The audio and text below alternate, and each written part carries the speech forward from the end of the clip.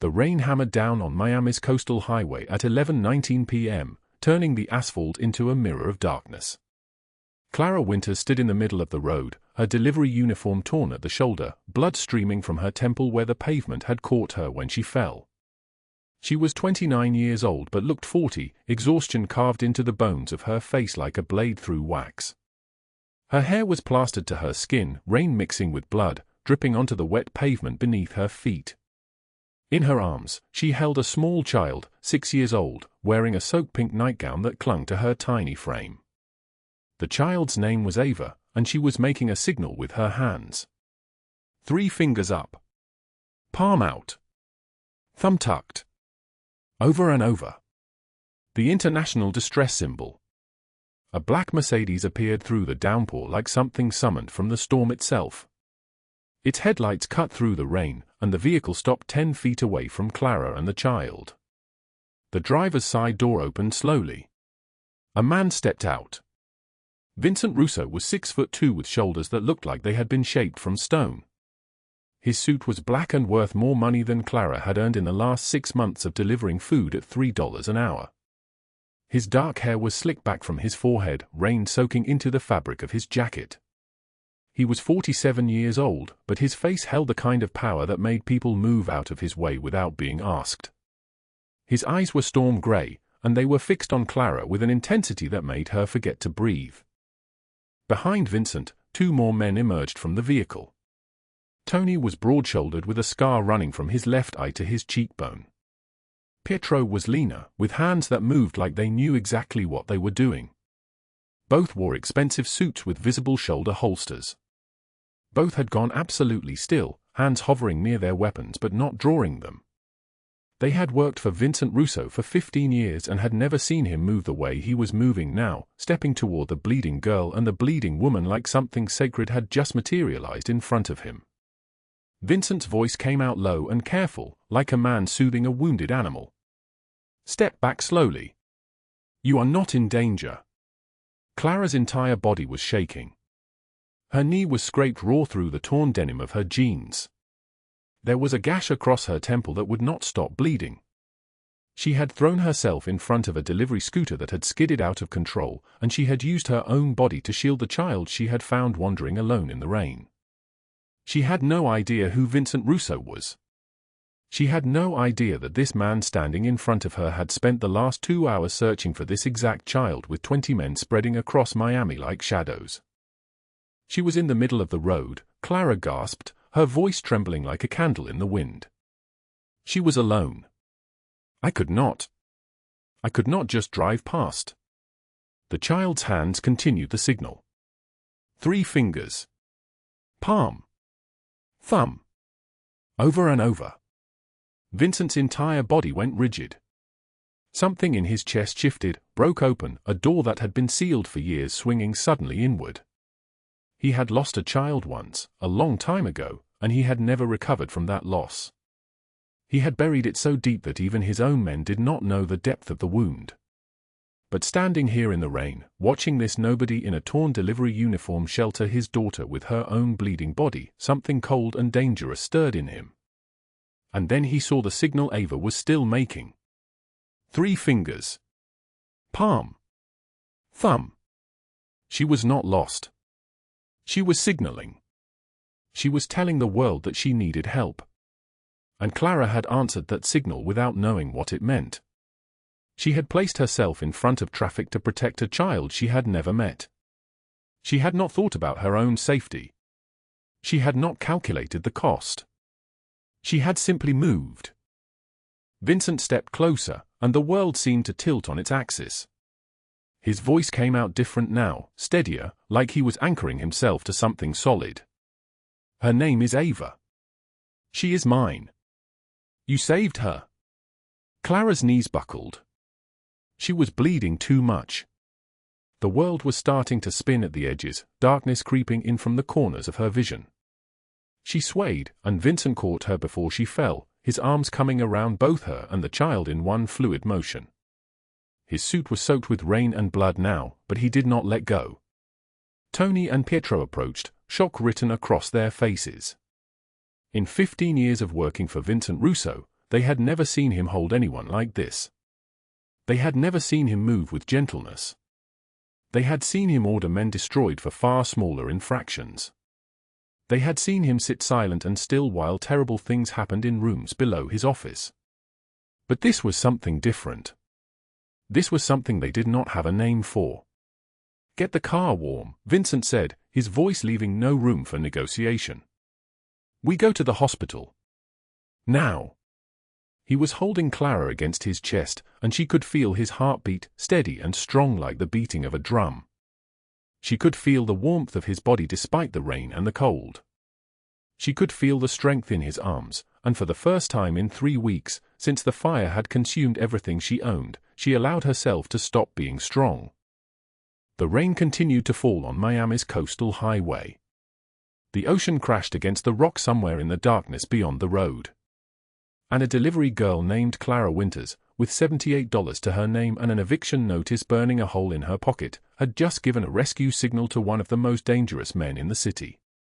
She did not know it yet. But everything was about to change. But what she did not know, what no one could have predicted, was that 3 weeks earlier, on a night when the sky itself seemed to catch fire, Clara's entire world had burned to ash. The apartment building on 11th Street had caught fire at 2:34 in the morning. Clara had been working a double shift at Sal's diner, serving coffee to men who looked through her like she was invisible. She was making $3 an hour plus tips, and tips were becoming a word that meant almost nothing. That night, a businessman in a suit had eaten a full breakfast and left 75 cents. She had stood in the kitchen afterward, looking at that 75 cents, and something inside her had cracked a little. By the time she got home, firefighters were already pulling bodies from the smoking rubble. She had stood in the street, still wearing her uniform, watching as the life she had built burned. Her textbooks, she had been taking online college courses in nursing, one class at a time, saving the tuition money for months, were ash. The winter clothes for Ava that she had bought on layaway for 2 months were cinders. The birth certificate, the medical records, the one photograph she had of her mother were all gone. The apartment where she had raised her daughter for 6 years, alone and struggling, was now a hollow shell of charred brick and melted windows. A police officer had asked if she had anywhere to go. She had said yes, even though it was a lie. There was a women's shelter downtown with a cot and a shared bathroom and rules about when you could come and go. That was where she had spent the last 3 weeks. 21 nights on a cot in a room with 7 other women, all of them broken in different ways, all of them trying to figure out how to survive. Ava was 6 years old. She did not understand why they could not go home. She did not understand why her mother was not sleeping anymore. She did not understand why her winter coat had burned, why her teddy bear was ash, why her mother cried in the darkness when she thought Ava was sleeping. The eviction notice had arrived 4 days after the fire. Clara's name at the top. 12 days to vacate. An additional charge of $12,000 for property damage and unpaid rent from the month before the fire. $12,000 that did not exist. $12,000 that might as well have been 12 million. The landlord's name was Robert Hargrove, and he had been circling Clara like a vulture for months, making comments about her body when she paid rent, showing up unannounced, looking at her with eyes that made her skin crawl. After the fire, Robert had sent a letter. Not through the mail. He had come to the women's shelter.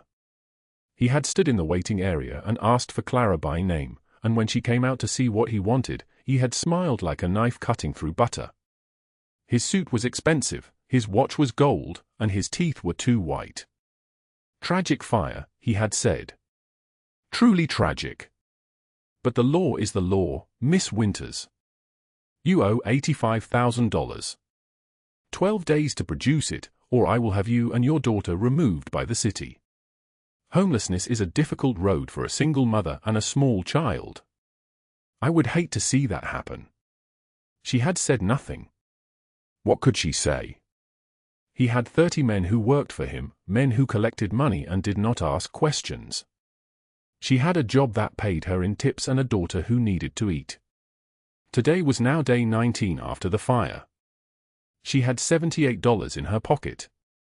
She had been cutting her own meal smaller every day so that Ava could eat. She had not slept more than 3 hours in a row in weeks. Her hair had started falling out. Her period had stopped. Her body was forgetting how to be alive. The delivery scooter she was using did not belong to her. It was a gig economy contract that paid her a percentage of each delivery. Tonight, she had completed 42 deliveries. She had earned $43. Her feet hurt. Her back hurt. Her temple was throbbing with a headache that had become permanent. She was stopped at a red light on the coastal highway, the ocean somewhere behind the darkness, the rain coming down so hard she could barely see the road ahead. There was another notification on her phone. Another order. 2 miles away. The tip was listed as $3. $3 for 2 miles of driving in the rain. She accepted it anyway, because she needed every dollar. She needed every fraction of a dollar. That was when the brakes failed. The scooter had been making a strange sound for 2 days, a grinding noise that she had tried to ignore. Ignoring things was her specialty now. She ignored the landlord's letters. She ignored the looks from her supervisor when she called in too tired to work. She ignored the tremor in her hands that had started after the fire. She ignored it all and kept moving, because stopping was not an option. The scooter did not stop at the red light. It accelerated instead, the brakes completely gone, and Clara was suddenly sliding into the intersection with no way to control the vehicle. She was going to crash. She was going to die here on this wet road in Miami, and Ava was going to be alone. That was when she saw the child. A small girl in a pink nightgown, soaking wet, standing in the middle of the road like she was waiting for something. Like she was waiting for someone to save her. Or like she was trying to save herself and did not know how. Clara did not think. She did not calculate. She simply reacted. She threw herself off the scooter and used her body to shield the child, pulling her close as the vehicle skidded past them, metal scraping against the pavement with a sound like the world breaking. She felt the impact of the scooter against her ribs, felt the gash open across her temple, felt the road scraping her skin away. And then she was on the ground, bleeding, the small child against her chest. The child's hands were making a signal. 3 fingers up. Palm out. Thumb tucked. Clara did not know what it meant. She only knew that she needed to protect this child, this nobody's daughter who was alone in the rain. And that was when the black Mercedes appeared. 3 weeks earlier. October 28th. 2:15 in the morning. Clara Winters woke to the sound of the smoke alarm screaming. Not screaming like an alarm. Screaming like something alive and terrified. Her eyes opened in darkness, and the first thing she smelled was burning plastic, burning wood, burning insulation, that acrid chemical taste coating her tongue and the back of her throat like ash. The apartment was already filling with smoke. She did not think. She did not hesitate. She swung out of bed, her bare feet hitting the floor, and moved toward the corner where Ava slept on a small mattress pushed against the wall. The child was still asleep, curled under a thin blanket, completely unaware that the walls were beginning to glow orange at the edges. Clara lifted her daughter, 6 years old, 43 pounds, still warm with sleep, and held her against her chest. The smoke was thicker now, rolling across the ceiling like something with weight and intention. She could see flames now, orange and red and terrible, licking at the doorframe of the kitchen area, consuming the cardboard boxes where she had been storing Ava's winter clothes, her own textbooks for the nursing prerequisites she was studying at night when Ava was asleep. "Mama." Ava's voice was small and confused. "I have you," Clara said. "I have you. Do not open your eyes." She moved toward the door, her nightshirt clinging to her skin, her breath coming in sharp gasps as the smoke filled her lungs. The hallway was worse. The hallway was a tunnel of black smoke and orange light, and she could hear other neighbors screaming, hear the sound of glass breaking somewhere above them, hear the groan of the building settling under the weight of its own fire. She ran barefoot down the stairs. 3 flights down, and by the second flight she was coughing so hard she could not breathe, could not see, could only move forward because stopping meant death, meant losing her daughter, meant becoming one of those statistics you read about in the news and forgot 3 seconds later. The ground floor. The front door. Cool air. She stumbled out onto the sidewalk and collapsed onto the pavement, still holding Ava, her entire body shaking. Her feet were bleeding. Her nightshirt was singed. But Ava was alive. Ava was breathing. That was all that mattered. The building behind them roared. The flames climbed higher, consuming the structure from inside out, eating through windows and walls with a hunger that seemed almost personal. Red and orange light painted the entire street, turning the early morning darkness into something from a nightmare. Firefighters were already there, their trucks blocking the road, their hoses spraying water that disappeared into the inferno like it was nothing. A woman's voice. A neighbor. "Here, honey, take this." A blanket, navy blue, rough against Clara's skin. Mrs. Chen from 3B, still in her bathrobe, her eyes wide and shocked. Clara wrapped the blanket around both of them, holding Ava closer, watching through tear-blurred eyes as everything she owned burned. Her clothes. Her shoes. The nursing textbook she had been reading in the dark while her daughter slept, page by page, trying to build a future that was already burning. The photo albums. The single photograph of Ava's father, James, who had died 2 years ago from a massive stroke at 28 years old, the only image Ava had of him, going up in smoke and ash. "I am sorry," Mrs. Chen said, her hand on Clara's shoulder. "I am so sorry." Clara did not respond. She was watching the fire consume a lifetime in 3 minutes flat. Everything that defined her as a person, her possessions, her progress, her hope, was becoming nothing but smoke. A fire inspector would later determine that the blaze had started in the walls, faulty wiring installed by the original builders in 1987, never updated, never inspected, a disaster waiting to happen. The building owner, Robert Hargrove, would later claim he had no responsibility. The lease said otherwise, according to his interpretation. The lease said the tenant, that would be Clara, was responsible for any damages that occurred on the property. $85,000 in repairs. $85,000. 1 week later. The office smelled like expensive cologne and stale coffee. The desk was mahogany, the kind that costs more than Clara's annual salary used to be. The windows overlooked windward, and even from this height, you could see the boarded-up storefronts, the abandoned factories, the graffitied walls. Hargrove's office was in one of those factories, the top floor, converted into something that looked like a lawyer's office if you did not look too closely. Robert Hargrove was 52 years old, with grey hair slicked back from his forehead, deep lines around his mouth, and eyes that seemed to enjoy other people's suffering. He wore a watch that probably cost more than everything Clara had left in the world. A gold band caught the light every time he moved his wrist. He sat behind the desk. Clara stood in front of it, holding Ava's hand.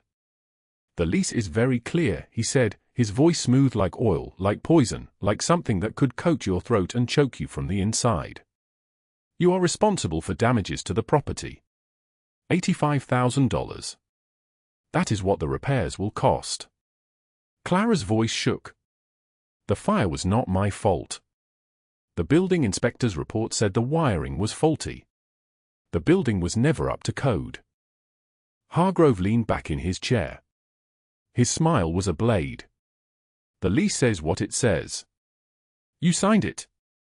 You agreed to those terms. I did not agree to be responsible for faulty infrastructure that was installed before I was born." He stood up. Tall, broad-shouldered, the kind of man who had learned to use his size to make people small. He walked around the desk, and Clara felt Ava's hand grip hers tighter. She could feel her daughter's fear like a living thing. "You have options," he said, and his eyes traveled down Clara's body in a way that made her skin crawl. "We could work out an arrangement. Something flexible. You are a beautiful woman, Miss Winters. Surely we can come to some kind of understanding." Clara's stomach turned. She pulled Ava closer. "I am not interested in any arrangement," she said quietly. "Too bad," Hargrove said. Because you have until October 31st to pay what you owe, or you and your daughter will be evicted. After which, I will pursue legal action. I will take everything from you. And you will have nothing left." Clara turned and left without another word. She did not trust herself to speak. She did not trust herself to do anything but walk out of that office, down the metal stairs, out onto the street, and keep moving. She had 12 days. By November, the borrowed room at Hope Haven Women's Shelter had become her entire world. 10 feet by 12 feet. A twin bed for Ava. A cot for Clara. A small window that looked out onto a parking lot. The walls were beige. The smell was antiseptic and sadness. She worked 14-hour days on her beat-up delivery scooter, making $6.47 per delivery after gas costs. 12 deliveries a day meant she was making somewhere around $75 before taxes, which meant her actual take-home was closer to $58. Some days the tips were good. Most days they were not. Luxury condo buildings where people ordered $400 bottles of wine left her $1. Gas stations where she delivered to construction workers sometimes gave her $5. It was not enough. It would never be enough. Her pocket money, the bills she kept in a Ziploc bag hidden in her shoe, totaled exactly $78. Crumpled 20s and 10s and 1s, kept separate from anything else, reserved for absolute emergencies. Food for Ava when there was nothing else. Bus fare if the scooter broke down completely. Toilet paper from the dollar store. The eviction notice had arrived yesterday. Bright red stamp on the envelope. 12-day deadline in red ink, like they were trying to make it hurt more. She was sitting at a red light on Miami Avenue, studying nursing flashcards by the glow of the traffic light, when her phone buzzed. Another low-tip order. $7 delivery fee, no tip included, pickup from a restaurant in Wynwood, delivery to an address in Brickell. 8 miles. 12 minutes of driving. After gas, maybe $4 profit. She accepted it anyway. The rain had started an hour ago, the kind of November rain that came sideways, that soaked through your jacket and dripped down your neck and made everything slippery and dangerous. Traffic moved slowly. Horns honked. A taxi nearly clipped her rear tire, and Clara did not even flinch anymore. She was past fear now. Fear required energy she did not have. The restaurant was busy, full of young people laughing, eating, drinking. They did not look at her. Nobody ever looked at her. She was invisible, a delivery driver, a woman in a soaked jacket picking up food she could not afford to eat. She waited 7 minutes for the order. While she waited, she studied her flashcards. Cardiac tamponade. Tension pneumothorax. Anaphylaxis. Conditions that killed people if you did not act fast enough. She was going to be an emergency room nurse. That was the plan. That was always the plan. She was going to save lives and make good money and take care of Ava and give her daughter everything that Clara had never had. That was the plan before the fire. Before Robert Hargrove. Before the world decided that Clara was nobody and therefore could be treated like nothing. The order was ready. Pad Thai in a sealed container, a spring roll, a bottle of Thai iced tea. She loaded it into the insulated bag and headed back to the scooter. The rain was heavier now. The street was slick. She could feel the brakes dragging a little as she pulled away from the curb, that grinding noise she had noticed 3 days ago. A grinding noise that meant the brake pads were worn down to nothing. A grinding noise that meant the brakes were about to fail. She had meant to get it fixed. She had not had the money. The route took her south toward the coastal highway, through neighborhoods that grew progressively wealthier and less forgiving. Nice cars. Nice buildings. Nice people who did not deliver food on a beat-up scooter in the rain. She was accelerating toward a red light at the intersection of Ocean Drive and Fifth Avenue when the brake lever went soft under her fingers. She pumped it. Nothing. Again. Nothing. The scooter did not slow. It accelerated instead, the engine grinding, the brakes completely gone, and suddenly Clara was sliding into the intersection with no way to control the vehicle, no way to stop, no way to do anything but watch the collision approach. She was going to crash. She was going to die here on this wet road in Miami, and Ava was going to be alone. That was when she saw the child. A small girl in a pink nightgown, soaking wet, standing in the middle of the road. She could not have been more than 5 or 6. She was just standing there, in the pouring rain, in the middle of the intersection, like she was waiting for something. Like she was waiting for someone to save her. Or like she was trying to save herself and did not know how. Clara did not think. She did not calculate. She simply reacted. She threw herself off the scooter and used her body to shield the child, pulling her close, her arms wrapping around the small frame as the vehicle skidded past them, metal scraping against the pavement with a sound like the world breaking in half. She felt the impact of the scooter against her ribs, felt the air knocked from her lungs, felt the gash open across her temple when her head hit the road. And then she was on the ground, bleeding, the small child against her chest. The child's hands were making a signal. 3 fingers up. Palm out. Thumb tucked. A specific gesture that Clara did not understand. She only knew that she needed to protect this child, this nobody's daughter who was alone in the rain. And that was when the black Mercedes appeared. The black Mercedes pulled to a stop, and Vincent Russo stepped out into the November downpour.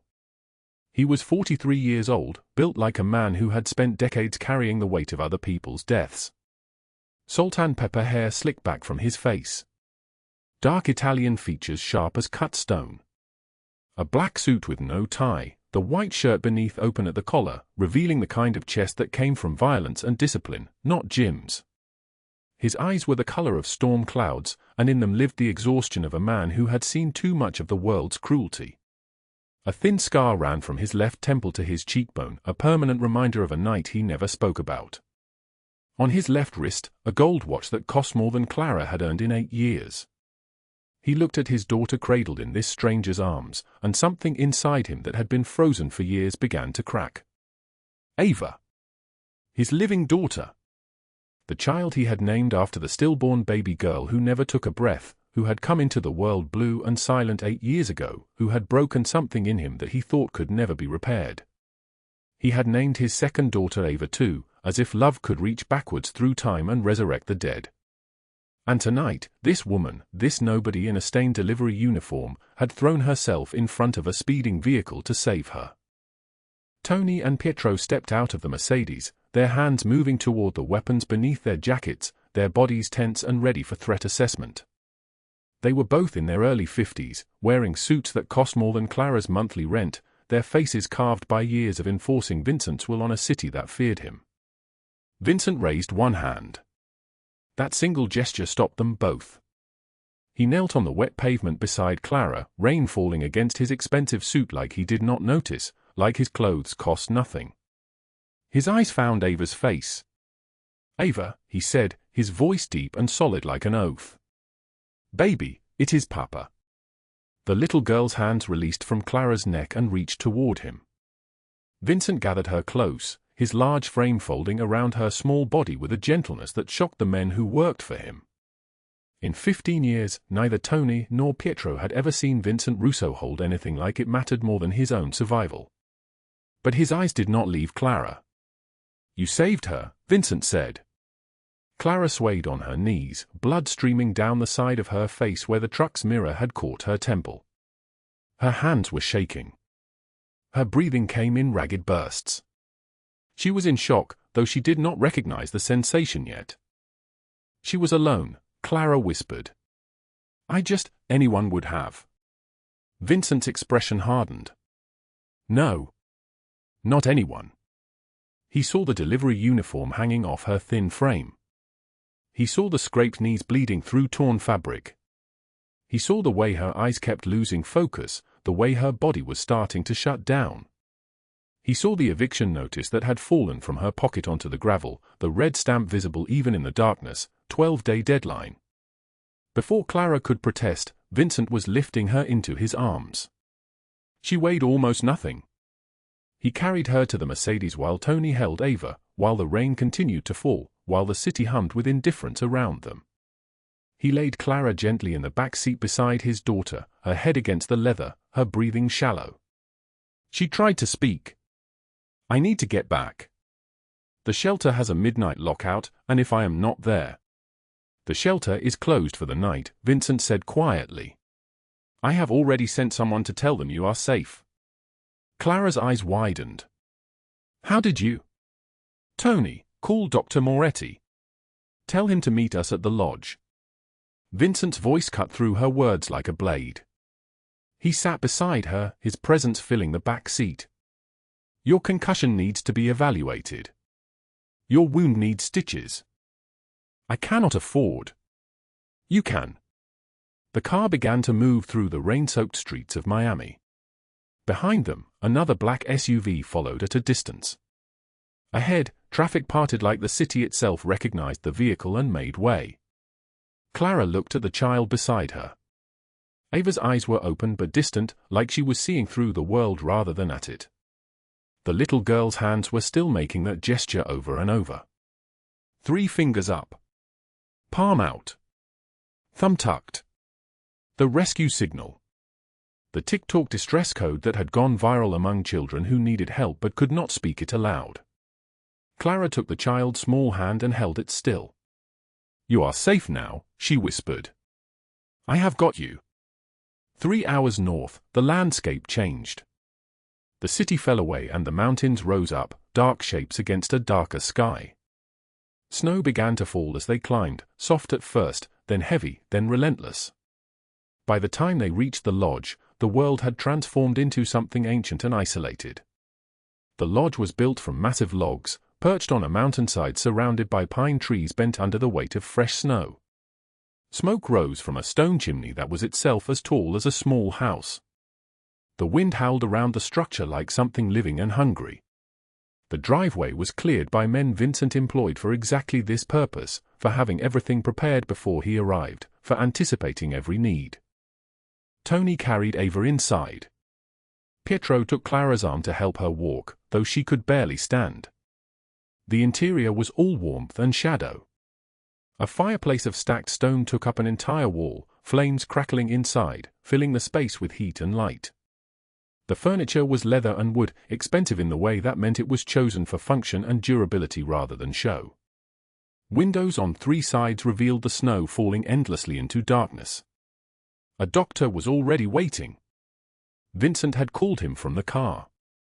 Dr. Moretti examined Clara's temple under bright light, cleaned the wound with steady hands, applied 15 stitches while she sat on the edge of a leather couch, too exhausted to resist. He gave her something for pain, something for sleep. Within minutes, her eyes were closing, her body sinking into the cushions. Vincent watched from across the room. He did not move. He did not speak. He simply sat in a leather chair and watched this woman he had never met until tonight, this woman who had chosen a stranger's child over her own safety, sleeping with blood dried on her face and borrowed blankets pulled to her chin. Ava slept in an armchair nearby, her breathing finally even, her hands finally still. It was 3 in the morning when Clara woke. The fireplace was still burning. The snow was still falling. And Vincent Russo was still sitting in the same chair, watching. Clara's eyes flew open. She tried to sit up and the room spun. "Where am I?" Her voice cracked like something breaking. "I need to get back to the shelter before they lock the doors at midnight. I have work tomorrow morning and if I miss my shift..." Vincent's voice cut through her panic with absolute calm. "It is 3 in the morning. You have been unconscious for 3 hours. A doctor treated your concussion. You are safe." Clara stood on shaky legs, her hand pressing against the stitches on her temple. She was wearing clothes that were not hers, a soft sweater and wool pants, both expensive, both in her size through some miraculous coincidence or careful preparation. She did not remember changing. "I cannot be here," she said. "I do not know you. You could be dangerous." Vincent rose to his full height. He was 6 feet 1 inch tall, broad-shouldered, built like a consequence. I am. But not to you or my daughter. He gestured to Ava, still sleeping, safe. You saved my daughter's life, he continued. Let me help you. Clara's eyes filled with tears, but she pushed them back. I do not need help. I need to get back to work. My orders. She pulled out her phone with shaking hands. 14 missed delivery requests. The app showed $400 in lost income. Each notification felt like a physical blow. Vincent reached for the eviction notice on the coffee table. The red stamp was visible even in the firelight, 12-day deadline. Robert Hargrove, he said quietly. His voice changed when he spoke the name. It became something else entirely, something cold and dangerous, like a blade wrapped in ice. Clara snatched the notice back. It is none of your business. The fire was not my fault. The wiring was old. But he says I owe him anyway, and if I do not pay he will take Ava to child services. He said he has connections with the judge.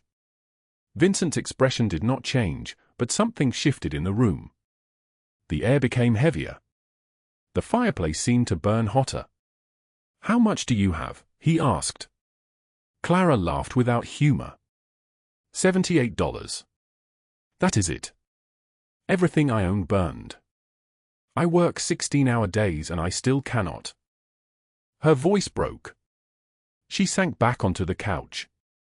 Vincent sat beside her, close enough that she could feel the warmth coming off his body. Close enough that she could smell his cologne, something dark and expensive, something that cost more than she made in a week. I lost a daughter once, he said. His voice cracked on the word daughter. Before Ava. She never took a breath. She came into the world blue and silent and I could not save her. I could not do anything but hold her for 3 minutes and then she was gone. Clara turned to look at him. When I saw you in that road tonight, Vincent continued, bleeding, holding my child like your body was a shield, like you were willing to die instead of let her get hurt, you gave me something back that I thought had died with her. The silence that followed was absolute. Even the wind outside seemed to pause. Tony and Pietro entered with food they had prepared. Steam rose from a pot of soup. There was fresh bread. There was coffee. They set it on the table and stood back, watching their boss with an expression that bordered on shock. Tony turned to Pietro and whispered something only he could hear. In 15 years, Tony said, I have never seen him like this. While they ate in silence at the lodge, 300 miles south in Miami, in a mansion with marble floors and art that cost millions, Evelyn Blackwell sat in her study and received a phone call that would change everything. She was 41 years old, but surgery and careful maintenance made her appear 30. Her dark hair was styled in waves that never moved. Her diamond rings caught the light like tiny weapons. Her silk robe cost more than Clara made in a month. She was Vincent's ex-wife, though the word ex did not capture the complexity of what remained between them. She was the mother of no children, by choice. She was the silent partner in several of Robert Hargrove's real estate developments, though no documents would ever prove this. Her phone buzzed with an encrypted message from Hargrove. The Winters girl met Vincent tonight, the text read. He took her to his mountain property. She is with him now. Evelyn read the message 3 times. Then she made a phone call. Find out everything, she said to the person on the other end. How they met. What she looks like. Where she came from. Everything. She hung up and sat in the darkness, her fingers steepled together. And if she becomes a problem, I will know how to remove her. Back at the lodge, the next morning arrived with pale sunlight through snow-covered windows. Ava woke and ran to Clara before anyone could stop her, throwing her small arms around Clara's neck, her voice emerging in words for the first time since the rain. You saved me, Ava said. Clara held her, and the tears came then, tears she had not cried in 3 weeks, tears she had not allowed herself to cry because crying cost time and time cost money and money was the only thing standing between her daughter and the streets. Vincent watched from the doorway between the kitchen and the living room. He made a decision. Hargrove will not touch you again, he said. I promise you that. Clara stood to face him, the child still holding her hand. "Why would you help me?" Her voice was barely a whisper. "I am nobody." Vincent stepped closer. The space between them became charged with something neither of them could name. "You are the woman who gave my daughter the rescue signal," he said, his voice low and rough like gravel. "You are the woman who chose her life over your own. You are not nobody." Clara's phone began to ring. Unknown number. Blocked caller. She answered. The voice on the other end was oleaginous and cruel, like oil moving across water. "Robert Hargrove." "I know where you are, Miss Winters," he said softly. "I know who you are with. Vincent Russo cannot protect you from what is coming." The line went dead. Vincent took the phone from her shaking hands. His expression transformed into something carved from granite. He made one call. "Tony, find everything," he said. "Every property Hargrove owns. Every debt. Every connection. Every lie. I want his life in a file by tomorrow morning." He hung up and looked at Clara. "Pack your things," he said. "You are not leaving this mountain until I tell you it is safe to leave." But what Clara did not know was that Vincent Russo was already planning something far more dangerous than simple protection. Something that would change the course of both their lives. The snow fell like a curse that could not be erased. It had been falling for 18 hours straight, each flake adding weight to the already suffocating silence of the mountain lodge. Clara stood on the back porch at 5 in the morning, her breath forming small clouds that the wind scattered before they could fully form. The borrowed coat hung loose on her shoulders, cashmere, soft as the mercy she no longer believed in, and the boots on her feet were 2 sizes too large, filled with wool socks that scratched her ankles raw. She had woken at 4:30 and simply walked out without thinking. Without letting herself think. The thermometer on the porch read 12 degrees below zero. She had checked it twice, as if the number might change, as if cold could be negotiated with the same way you negotiated with landlords and collection agencies and men who smiled while they took everything you had. Her phone sat in her palm like a stone. The screen glowed, $43. $43 in the entire world. 3 days of missed delivery shifts. A shelter bed that was no longer hers because she had disappeared from the system, no explanation, just vanished into a rich man's mountain during a blizzard. Child services would be looking soon. She knew how this worked. She had seen it happen to other mothers at the shelter, one missed curfew, one report from a concerned citizen, and your child was gone. Given to relatives. Placed in foster care. Lost to you forever. The wind cut through the coat in waves, like a blade wrapped in ice, and Clara realized she was crying. When had she started crying? She did not remember deciding to. Her tears froze to her cheeks almost immediately, turning to tiny crystals that caught the light from the lodge windows behind her. She could not see more than 10 feet ahead. The world beyond the porch simply ceased to exist, no trees, no drive, no road down the mountain. Just white, endless and total, like being inside a blank page. Like being erased. Her finger moved across the phone screen before her mind caught up to what she was doing. She scrolled to the contact labeled Hargrove and stared at his name. Just one call. Just one conversation. Maybe if she agreed to his arrangement, if she simply accepted what he wanted, he would leave Ava alone. Maybe that was what mothers did when they had nothing else to give. Maybe that was the final transaction. The phone felt impossibly heavy. She thought about the numbers again. $85,000 in 7 days. It had been 10 days when Vincent pulled them into this lodge. The deadline was tomorrow. Hargrove would be coming. Or worse, he would send someone to take Ava directly. The courts would side with him. He had lawyers. He had property. He had a reputation as a harsh but legitimate businessman. And she had $43 and a borrowed coat and a story no one would believe because no one cared about women like her until it was too late to matter. Her finger hovered over the call button. That was when she heard it. Clara.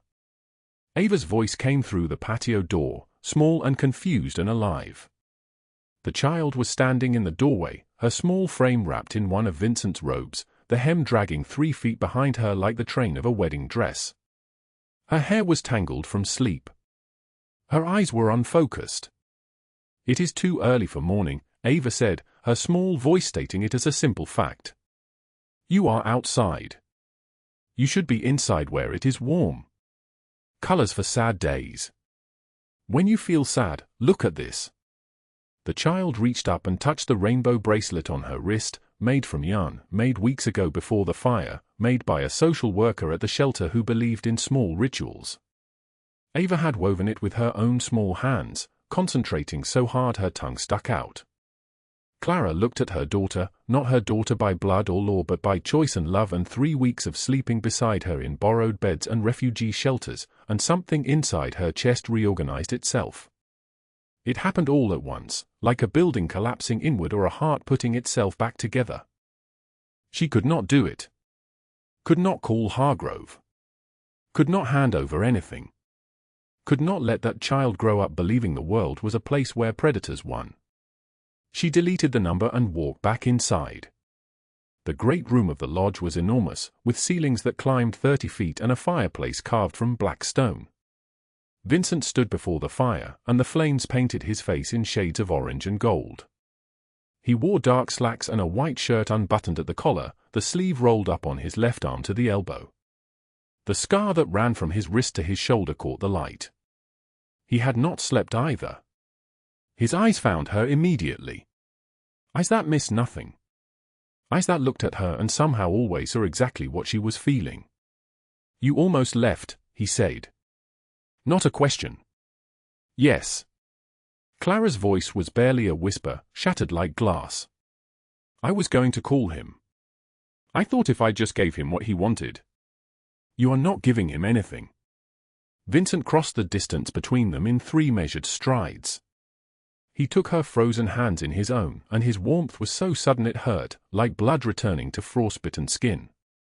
"Listen to me, Clara. Hargrove will not touch you again. Not tomorrow. Not ever. I promise you that." "You cannot promise that." Her hand shook in his. "He has lawyers. He has money. He has nothing to lose. I have everything to lose. Ava has everything to lose. Then we end this," Vincent said, and his voice became something else entirely. Something dark and solid and final. "Not with fear. Not with running. We end this with the truth about who Robert Hargrove really is." He released her hands and walked to the side table, where his phone sat charging. He picked it up and made a single call. "Tony, listen to me carefully," he said, and the transformation in him was instantaneous. The man who had held her hands gently became someone carved from stone, someone whose voice carried the weight of an order that would be obeyed without hesitation. "I want everything. Every property he owns. Every mortgage he holds over every family. Every landlord connection. Every bribed inspector. Every threat he has made. Every cent he has stolen. I want his life in a file by 6 a.m. And I want you to move faster than you have ever moved in your life." He hung up and looked at Clara. The firelight made his scar seem deeper, a map of old violence and older loss. "Pack what you need," he said. "You are not leaving this mountain until I tell you it is safe." The fire crackled. Outside, the blizzard continued, relentless and beautiful and indifferent to the small human dramas unfolding within its reach. At 11 p.m. that same night, 3 black SUVs pulled up to a warehouse in Wynwood, their engines silent as they rolled to a stop. The building was ordinary, corrugated metal, graffitied walls, a small sign that read Hargrove Property Management in faded letters. Robert Hargrove had chosen to meet with a business associate, never knowing that the men moving toward his office had already turned his world into evidence. Tony and Pietro led. 12 men moved like ghosts, their boots making no sound on the concrete floor. They did not kick down doors. They unlocked them with keys obtained from a bribed employee, keys that turned smoothly in locks that were never meant to be quiet. The warehouse office was climate-controlled, isolated, perfect for a man who wanted privacy while he counted money stolen from desperate mothers and terrified children. The lights cut out first. When they came back on, Vincent Russo was sitting in Robert Hargrove's chair, his expensive Italian suit somehow more menacing in the fluorescent brightness than it had been in shadow. His men stood with their hands resting on their belts, their faces neutral as stone. Tony and Pietro flanked the door. The two enforcers who had been standing near Hargrove reached for weapons and found themselves staring down the barrels of 9mm pistols, held by men whose fingers were steady. Hargrove himself, a man of 53 with hair dyed an unconvincing black and a belly that spoke of restaurants and expensive wine, went absolutely white. The color drained from his face so completely it was as if someone had opened a valve and let his very humanity pour out onto the floor. "Vincent," he stammered. His voice cracked. "This is a misunderstanding. I did not know the girl was connected to you. I swear to God, if I had known." "The girl has a name," Vincent said. His voice was low and rough like gravel, like the sound of an avalanche beginning to move. "Her name is Ava. And the woman who was protecting her when I found her is Clara Winters." He stood. The movement was unhurried, deliberate, and it made Hargrove flinch as if struck. "You threatened a woman who saved my daughter's life," Vincent continued, moving around the desk with the grace of a predator. "You used housing as a weapon against a mother trying to keep her child from the streets. You believed she was nobody. That she was disposable. That there would be no price for taking from her." Hargrove tried to run.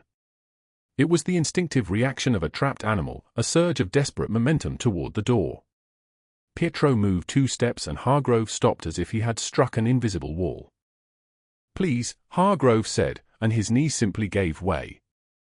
He collapsed to the concrete floor, and for a moment he was nothing but a middle-aged man in a $500 suit, begging for his life. "I will forgive the debt. She can have the apartment. She can have anything. Money. Cash, whatever you want. Please. Please do not." Vincent stood above him, towering, and Hargrove had never felt so small. "Death would be too quick," Vincent said. "Too easy. Too merciful. I want you to live with what comes next." 2 men took Hargrove by the arms, not roughly, but with the kind of professional efficiency that comes from doing this many times before. They dragged him toward the warehouse exit, his feet scraping the concrete, his voice becoming something less than human, something between a scream and a prayer that nobody was going to answer. Vincent made a single call. "It is done," he said. "He is yours." At 2 a.m., at a cargo dock 5 miles south, Robert Hargrove was handed over to the Castelliano family. They were a rival organization, one that Vincent had quietly opposed for years, one that Hargrove had once testified against in a sealed case, a decision that had helped put 2 of their associates away for 15 years. When they saw him, their smiles were not smiles at all. They were something that looked like smiles the way a crocodile's mouth looks like a smile. Hargrove screamed as they dragged him into the darkness. The sound echoed across the water, and then it stopped. He would never surface again. He would disappear the way desperate people disappear when nobody important is looking. But what Clara did not know was that Evelyn Blackwell had already begun her counterattack. The morning sun came late to the mountain, weak and pale through the high windows. Clara was in the kitchen making scrambled eggs for Ava when Vincent came down, his phone in his hand. He said nothing. He simply turned it around and showed her the screen. Facebook. Instagram. Twitter. Screenshots from multiple accounts, all showing the same images: Clara and Vincent at the lodge, Clara holding Ava, Clara and Vincent walking through the snow together. But the captions were poison.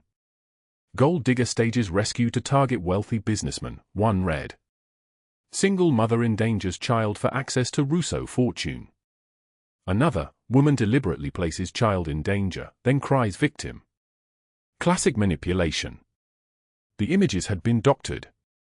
In one, her hand was positioned on Vincent's arm in a way she had never positioned it. In another, her expression had been digitally altered to look cunning, calculated, predatory. Her phone rang. The women's shelter. Her hand was shaking when she answered. "Miss Winters, I am sorry," the director said, and Clara heard the fear in her voice, the institutional panic of an organization afraid of scandal. "We cannot have you stay with us anymore. Our board is concerned about the negative attention. We hope you understand." Clara understood. She understood perfectly. She was a liability now. She hung up and read the text messages coming in from mothers at Ava's old school. "Stay away from our children. We do not want your drama affecting our families. How could you put a child in danger like that?" Vincent came behind her and looked at the phone. His expression did not change, but something cold moved behind his eyes. "Evelyn," he said. "How do you know?" "Because she is the only person with the skills and connections to do this. And because she is afraid." He turned Clara to face him. "She is terrified of you, Clara. She is terrified of what you mean to me. So she is trying to destroy you before you can destroy the lies she has built her life on." That afternoon, a black sedan appeared in the driveway. A man in a grey suit climbed out and walked to the lodge door. When Vincent opened it, the man handed him a stack of papers. "Evelyn Blackwell is suing for defamation," Vincent said, reading through them as his face grew darker and darker. "She claims you are spreading lies about her relationship with me, using false allegations to damage her in a custody case for Ava." Clara read the words. Evelyn was claiming that Clara had told people Evelyn had abandoned Ava during a panic attack, had been reckless and negligent. The lawsuit was for $5 million. The trial was set for 2 days from now. "She is using the courts because she knows I cannot touch her there," Vincent said, his voice like a knife cutting through air. "She is betting that you will be too afraid to fight." Clara held the papers in her shaking hands. She had nothing. No lawyer. No money. No credibility. Evelyn had everything: wealth, lawyers who cost more than Clara made in a year, social standing, connections to judges and journalists and people who mattered. She thought of Ava upstairs, coloring, oblivious. She thought of the shelter turning her away. She thought of Hargrove screaming as they dragged him into darkness. She lifted her chin. "Then she does not know me very well," Clara said. Outside, the sky was beginning to clear. The blizzard had ended sometime during the night. By morning, the roads would be passable.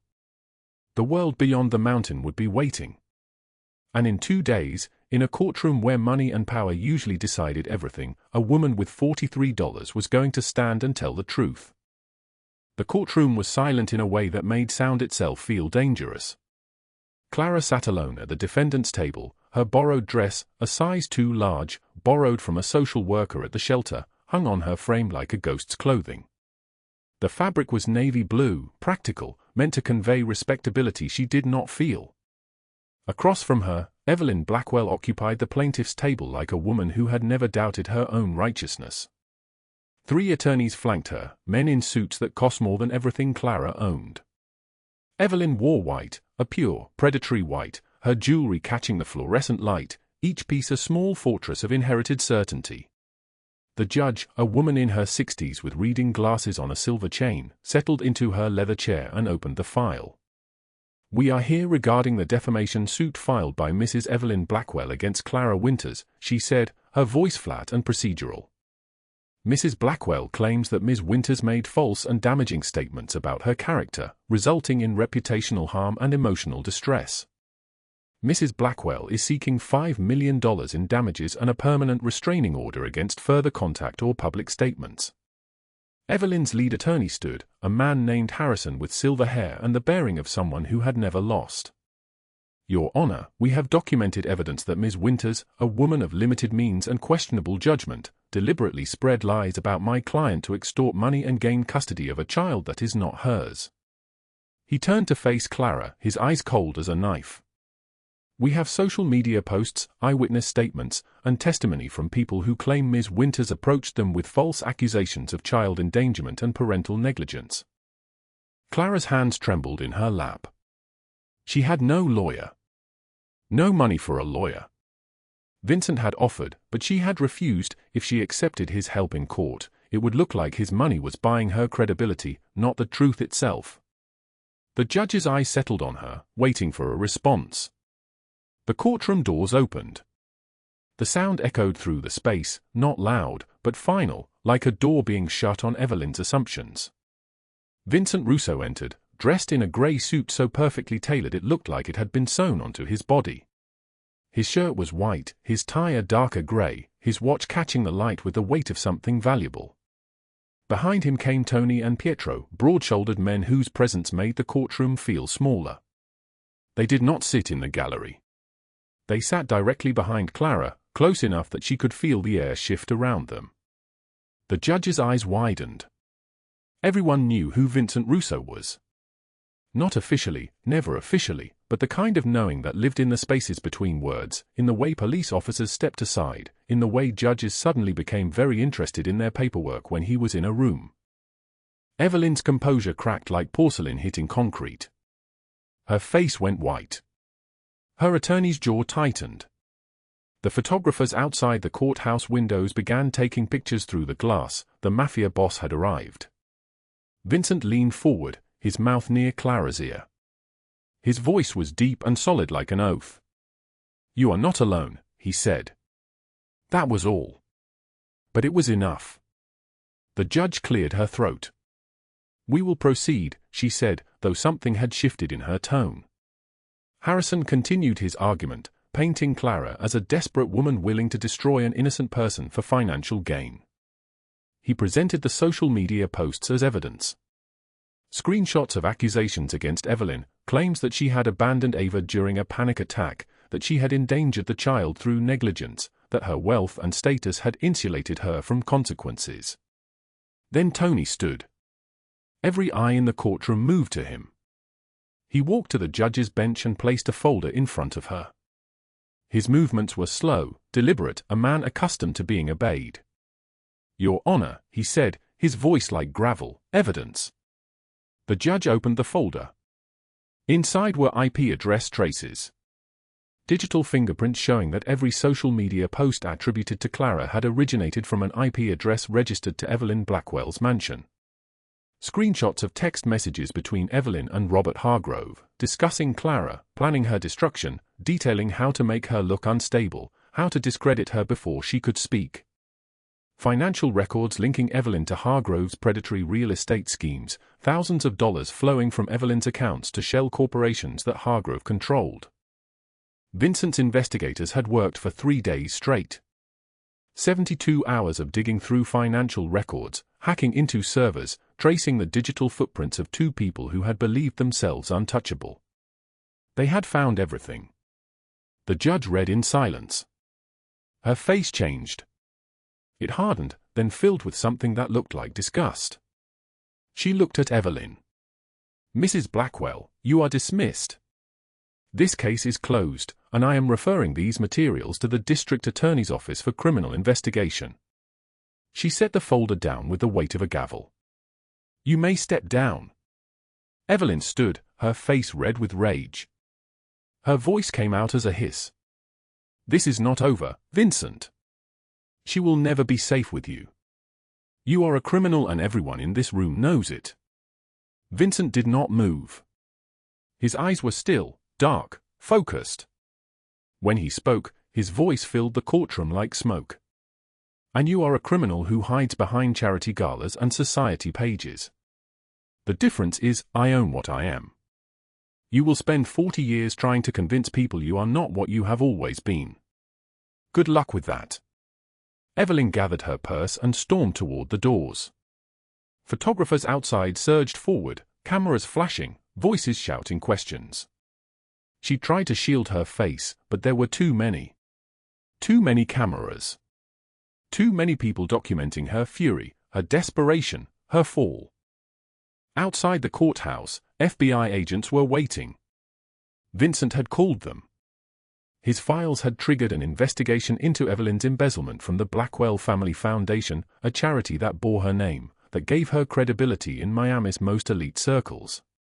The scheme had been running for 6 years. She had siphoned more than $18 million into personal accounts, offshore holdings, luxury properties. The agents approached her on the courthouse steps, placing handcuffs on her wrists while photographers captured everything. Her screams echoed across the plaza. Vincent orchestrated this. He is destroying me. You are all helping him. Maybe she was right. Maybe Vincent had orchestrated all of it. Maybe his investigators had done more than uncover, maybe they had constructed, planted, arranged. Clara would never know. She would never ask. Vincent watched from the courthouse window, his face blank. Beside him, Clara felt the weight of what had just happened. Felt the ground shift beneath her understanding of justice, of right and wrong, of the price that came with protection. She will go to prison, Clara said quietly. Federal prison, Vincent replied, his voice steady. 43 years minimum. Her reputation destroyed. Her assets seized. Every friend she had abandoning her like rats from a sinking ship. Not death. Something worse. Clara turned to him. Is this what justice looks like in your world? Vincent turned to face her, his eyes dark as winter rain. In my world, justice looks like keeping the people I love safe. Everything else is just the cost. The word hung between them like a held breath. Love. He had said it as easily as breathing, as if it was not the most dangerous thing anyone had ever said to her. As if his love was not a currency that could purchase anything, justify anything, destroy anything. Clara realized then that she was in love with this dangerous man.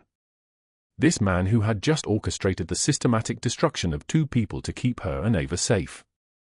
This man whose hands had blood on them, whose empire was built on things she did not want to understand. She was in love with him anyway. Completely. Irrevocably. Like falling into darkness and discovering that darkness could hold you, could keep you warm, could be home. 6 months later, the mountain lodge was quiet again.